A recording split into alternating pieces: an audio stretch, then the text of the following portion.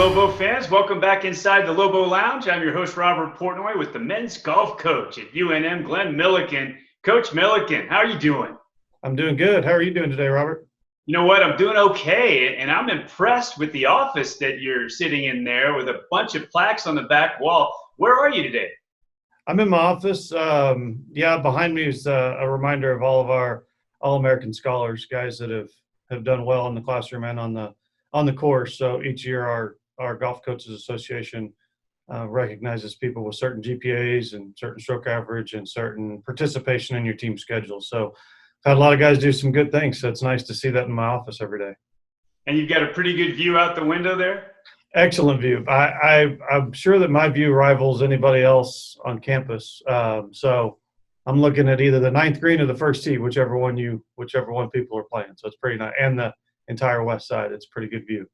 And I guess you're excited that there are golfers back on the championship course. Absolutely. It was awesome news when things opened up, almost 2 weeks ago now, and that's great. I've had a chance to get out and play it a couple times. It's obviously in awesome shape, and it's kind of tough to sit here in the office and look at a closed golf course especially with the nice spring that we've had. We really haven't had much wind, so it's good to see people out playing, and it's been packed. Glen Millican, the men's golf coach at UNM, is our guest in the Lobo Lounge. Any conversation about your golf team right now starts with Sam Choi. Let me just say, wow.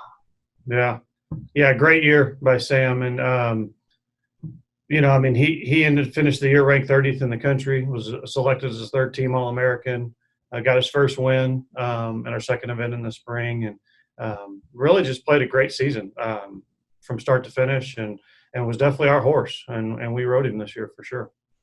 Heartbreak for your guys, I know, to have the season cut short. Rewind for us. Take us back to sort of the, that time there in mid-March when this all kind of broke and your communication with your players. Yeah, it was definitely strange. I mean, we came back from UNLV's event on March 3rd, and we had about 10 or 11 days off that we were going to be here in town, getting ready to go to a big trip out east, and then all of this stuff started coming about, and so then we ended up letting those guys go on spring break, which typically we were going to be traveling on spring break, and then during spring break, it was extended, and everything that's happened up until this point. So most of them came back for a little while after spring break, and then ended up going home permanently when classes went fully online here. So just it was a tough deal. I mean, it's there's nothing you can do about it. That's the hardest thing about it, I guess, is usually when something's going wrong, it's either something that you didn't do that well and you can try to improve and get better, or something that you have some control over isn't going very well. This is difficult because you really don't have any control over it. I mean, you can be mad all you want or sad all you want, but the fact that we couldn't play is completely out of our hands. So, our guys did what they did, all we could do. They continue to try to stay in shape, start practicing when their courses open up in their respective hometowns, and mainly just take care of school, which they're wrapping up this week. Have you been able to stay in touch with them through, things like this, the Zoom meetings, and sort of help them keep their psyche right, not to get down with, all this downtime? Yeah, I don't, we've had great communication with our guys, but we really haven't had anybody. I feel like our guys have taken it pretty well. Our sport's kind of set up to where, there's usually a time right about, now we're finishing up school. We'd be leaving for regionals tomorrow. And then, depending on how that goes, they may be going home in a week and a half, or they may be hanging around here and going to nationals. But regardless of whether it would be now or whether it would be in 2 weeks, there's always a 3-month period where they're on their own. They're with their families. They play their own individual tournament schedule, and we keep in touch with them, but we don't, they're not here. We don't have any direct involvement in their day-to-day life, golf or otherwise. I mean, we help them maybe order some clubs or different things, keep in touch with them about scheduling. And so the fact that we're away from them isn't totally unusual. It's just the amount of time, the fact that this has been going on since really, you could call it late March is when everybody was really kind of out of here and doing their own thing. So it's unfortunate because our guys did have a good year going, and they are disappointed that they didn't get a chance to, try to defend the conference championship or get to nationals and see what they could do in Phoenix and things like that. But you know, it's like playing. It's like our sport. You know, like any sport, you prepare as well as you can. You go out and play, and sometimes things change. So, Frontline Lobos, an initiative with UNM's athletic department that has been so special and so effective here over these 2 months now. You participated. Tell us about your experience.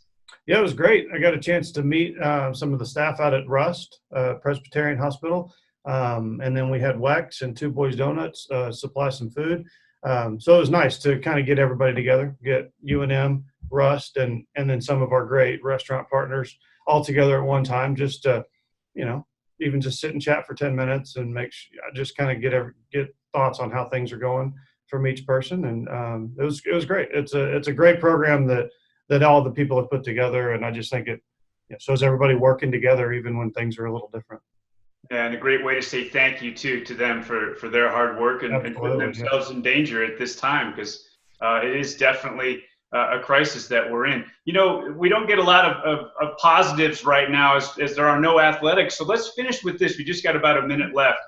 Take us back to the championship, the Mountain West Championship that you guys just won. You said you didn't get a chance to defend it, but it was so inspiring. Mm-hmm. Yeah, it was a great week. The guys really stepped up and played awesome in Tucson. We went into that tournament probably a bubble team for the NCAA tournament, and led by Sean Carlin as a senior, and right along with Galvin Green, who ended up actually beating Sean in a playoff. But those two guys tying for the individual win, and then having three freshmen behind them hem and egg it pretty well. But they did great. They went head to head with some Vegas and San Diego State, Colorado State, all had good years, and especially Colorado State. And they, you know, we had to play. The thing is, we had to play great. They set a tournament record, 33 under, to win the tournament. They didn't, you know, they weren't able to back into it or just, you know, play better than other teams that were playing bad. They had to step up and play great 3 days in a row, and it was exciting. Got us in position to go to Louisville for the regional. So it was awesome.